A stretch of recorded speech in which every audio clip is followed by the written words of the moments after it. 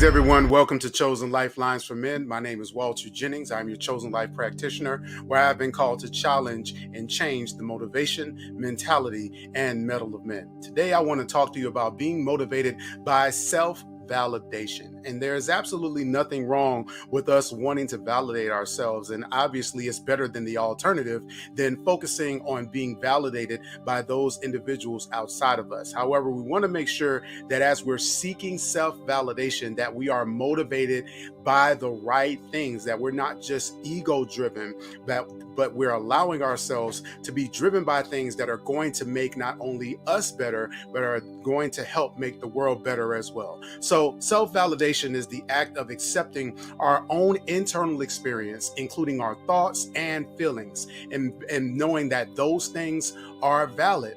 We, especially as men, can become so engulfed in the needs and the well-being of other people, of our family, of doing a great job in our workplace, for being performance-based, that we can oftentimes disregard some of the things that are going on inside of us. When we see the discrepancies when it comes to the way that men take care of themselves or the lack thereof, and not going to doctor's appointments, those things can directly be attributed to us often being so focused on the well-being of others that we disregard our own well-being. So part of self-validation is encouraging ourselves, being able to speak kindly to ourselves, being honest and comprehensive. Sometimes we can be our own worst critic, and there's absolutely nothing wrong with that. But in order to counterbalance that, we have to make sure that we are our biggest cheerleader or our biggest encourager as well. So nothing wrong with being your own worst critic, but you got to make sure that you're giving yourself the proper respect and praise when you do get things right as well. Also acknowledging our strengths and our efforts, knowing that success isn't necessarily always going to be defined by the outcome. Sometimes success is defined by the challenges and the trials that we overcame to even accomplish what it is that we accomplished. It may not look the way that we thought it would look, but the bottom line is we have to be able to acknowledge our strengths and the effort that we made in the process. Noticing and accepting our feelings. Now, obviously, this is a big one when it comes to men. We usually, generally, men don't like to talk about feelings, and to be perfectly honest, what we're finding is that men aren't oftentimes given the space to really talk about their feelings without it being an indictment against their masculinity and their manhood. But that is not an excuse for us to not do the work in ensuring that we are constantly looking for those spaces that are going to allow us to express ourselves freely, but making sure that we're giving ourselves the latitude to do so. Prioritizing our needs. As I mentioned, we are great when it comes to prioritizing the needs of our children. For those of us who are married, the needs of our wives. For those of us in the workplace, prioritizing what our boss or our supervisors need. For those of us who are own entrepreneurs, prioritizing what our clients need or what our employees need to be successful. But we have to also create time and space to prioritize our needs as well, because we are an important part of that equation. Treating ourselves with kindness, making sure that we are doing and practicing self-care, and again, speaking kindly to and about ourselves even when things don't go well is a really important part of maintaining our mental health. And then accepting our limitations and or our mistakes, being honest with ourselves about some of the issues and the challenges that we have can be a really great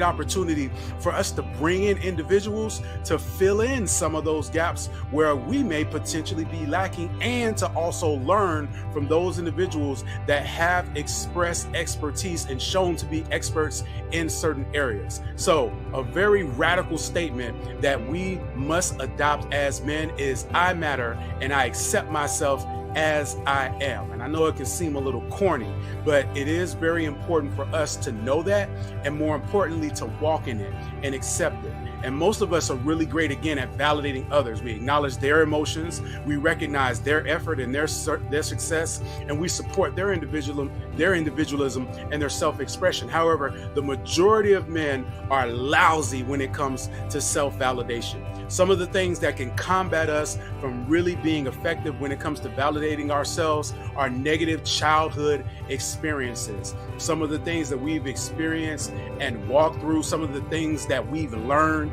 and had to unlearn as men, and many of us are unwilling to unlearn some of the negative things that we have learned because we've learned them from people that we love and respect. But the bottom line is, as we grow, as we get older, as we recognize some of the things that we may have taught that were erroneous, it's important for us to really dig into the roots of those things and to focus on behavior that is going to really put us in a place and area where we're able to validate ourselves. Conflicting environments and atmospheres.